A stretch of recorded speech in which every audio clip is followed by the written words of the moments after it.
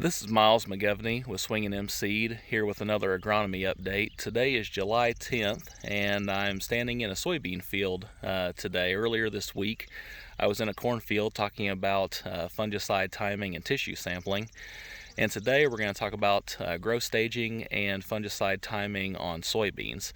So when we're thinking about doing fungicide on soybeans, the correct time to do that would be the R3 growth stage. That's where we're going to get the best ROI whenever we're using a fungicide product, or if we mix insecticide in with it. This data has come from practical farm research through Beck's for the last few years, and so we know that hitting it a little bit before R3 or a little bit after R3 doesn't pay nearly as much as actually doing it at R3.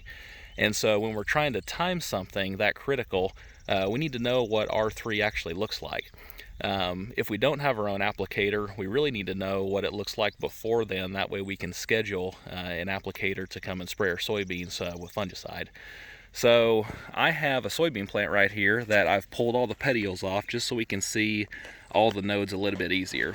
And when we're growth staging soybeans in reproduction, we're looking at just the top 4 nodes. So even though we do have pods here on the bottom of the plant, we're only worried about the top 4 nodes. So we've got 1, 2, 3, and 4.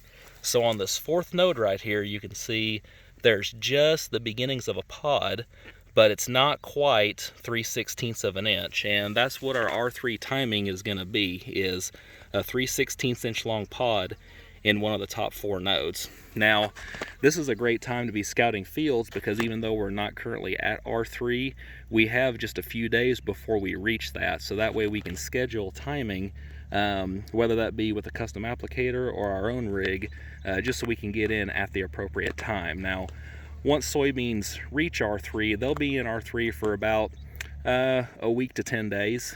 And so we do have some time to get into the field.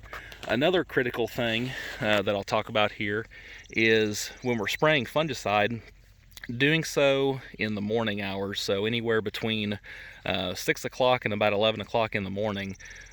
That's where we found we're going to get the best benefit out of a fungicide application, simply because there's dew on the leaves at that point, and that basically spreads that product further on the leaf and gives it a better efficacy. So anyway, this is just a quick agronomy update here with applying fungicide on soybeans. If you have any questions, just give me a call or leave a message. Thank you.